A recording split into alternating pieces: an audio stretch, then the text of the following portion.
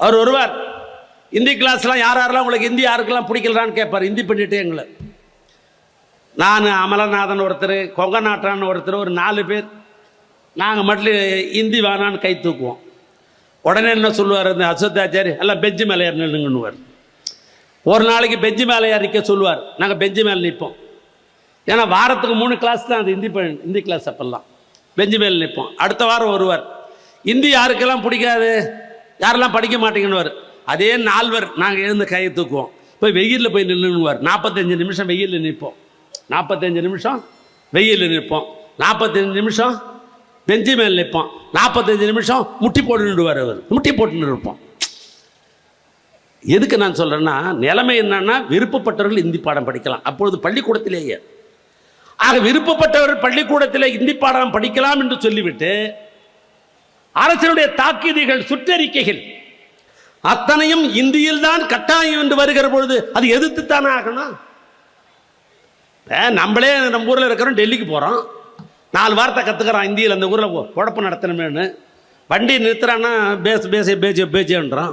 நான் சொல்கிறேன், அது அவன் விருப்பம். அதை யாராவது தடுத்து நிறுத்த முடியுமா? தமிழ்நாட்டிலே புதுக்க வேண்டாம் தான் எங்களுடைய நோக்கம்.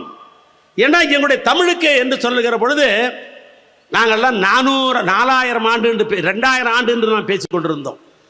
தமிழனுடைய வரலாறு 2000 ஆண்டுக்கு முன்னால் தான் எழுதப்பட வேண்டும் என்று நாங்கள் பேசிக் கொண்டிருந்தோம். ஆனால் இன்றைக்கு திராவிட மாடல் ஆட்சியினுடைய நாயகனுடைய தலைமையில் இந்த துறையை சார்ந்த, தொல்லியல் துறையை சார்ந்த நம்முடைய நெஞ்சமெல்லாம் நெருக்கமாக இருக்கிற என்னுடைய அன்பு சகோதரர் தங்கம் என்று சொல்லப்படுகிற அவர் பார்க்குற துறை தான் இந்த தொல்லியல் துறை. நம்முடைய முதலமைச்சருடைய பெருமுயற்சியால், நம்முடைய தங்கத்தினுடைய ஆற்றலால் இன்றைக்கு கீழடியிலும் ஆதிச்சநல்லூரிலும் கொற்கையிலும் அங்கே கண்டெடுக்கப்பட்ட இரும்பு தாது என்கிற இரும்பு பொருள் ஒன்று. அந்த இரும்பு பொருளை இங்கே பம்பாய்க்கு பக்கத்தில் இருக்கிற பூனாவுக்கும் அமெரிக்காவில் இருக்கிற புளோரிடா மாநிலத்தில் இருக்கிற ஒரு ஆய்வகத்திற்கும் இந்த கண்டெடுக்கப்பட்ட அந்த 2 கத்தி போன்ற அந்த பொருள்கள், அந்த கத்தி போன்ற பொருள்களை ஆய்வுக்கு அனுப்பிய பொழுது பூனாவில் இருப்பவன் ஆய்வில் சொன்னான், இந்த இரும்பை பயன்படுத்திய காலம் 5300 ஆண்டுக்கு முற்பட்டது என்று சொன்னான்.